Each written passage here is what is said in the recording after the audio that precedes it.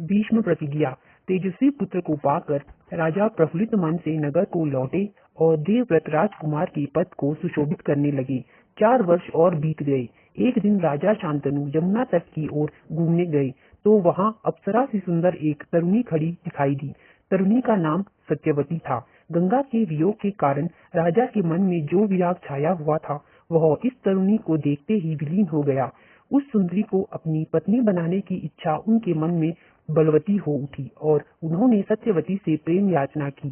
सत्यवती बोली, मेरे पिता मल्लाहों के सरदार हैं, पहले उनकी अनुमति ले लीजिए, फिर मैं आपकी पत्नी बनने को तैयार हूँ।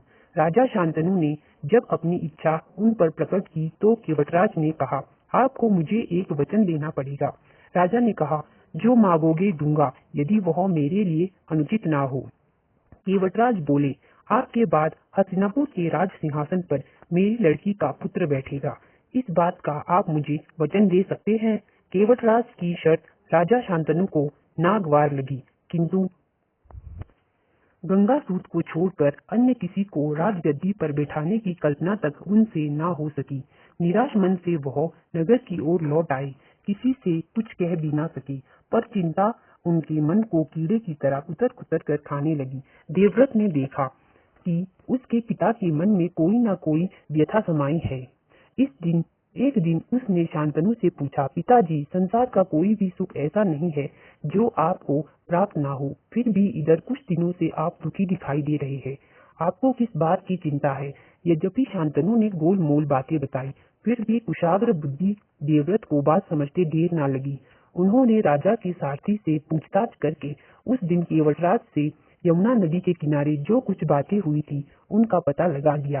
पिताजी के मन की व्यथा जानकर देवव्रत सीधे केवटराज के पास गए और उनसे कहा कि वह अपनी पुत्री सत्यवती का विवाह महाराज शांतनु से कर दे। केवटराज ने वही शर्त दोहराई जो उन्होंने शांतनु के सामने रखी थी। देवव्रत ने कहा, यदि तुम्हारी आपत्ति का कारण यही है तो मैं वचन देता हूँ कि मैं राज्य का लोभ नहीं करूंगा। सत्यवती का पुत्र ही मेरे पिता के बाद राजा बनेगा। केवटराज इससे संतुष्ट ना हुए। उन्होंने और दूर की सोची। बोले, आर्यपुत्र, इस बात का मुझे पूरा भरोसा है कि आप अपने वचन पर अटल रहेंगे, किंतु आपकी संतान से मैं वैसी आशा कैसे रख सकता हूँ?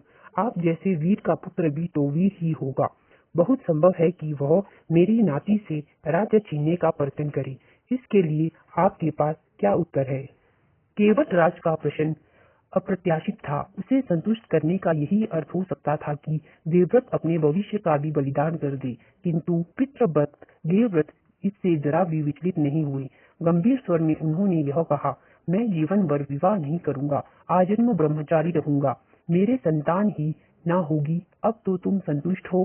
किसी को आशा ना थी कि तरुण कुमार ऐसी कठोर प्रतिज्ञा करेंगे। देवव्रत ने भयंकर प्रतिज्ञा की थी, इसलिए उस दिन से उनका नाम ही भीष्म पड़ गया। केवटराज ने सानंद अपनी पुत्री को देवव्रत के साथ विदा किया। सत्यवती से शांतनु के 2 पुत्र हुए, चित्रांगद और विचित्रवीर्य। शांतनु के देहावसान पर चित्रांगद हस्तिनापुर के सिंहासन पर बैठे और उनके युद्ध में मारे जाने पर विचित्रवीर्य की 2 रानियां थी, अंबिका और अंबालिका। अंबिका के पुत्र थे धृतराष्ट्र और अंबालिका के पुत्र थे पांडु। धृतराष्ट्र के पुत्र कौरव कहलाए और पांडु के पुत्र पांडव। महात्मा भीष्म शांतनु के बाद से कुरुक्षेत्र युद्ध का अंत होने तक उस विशाल राजवंश के सामान्य कुलनायक और पूज्य बने रहे।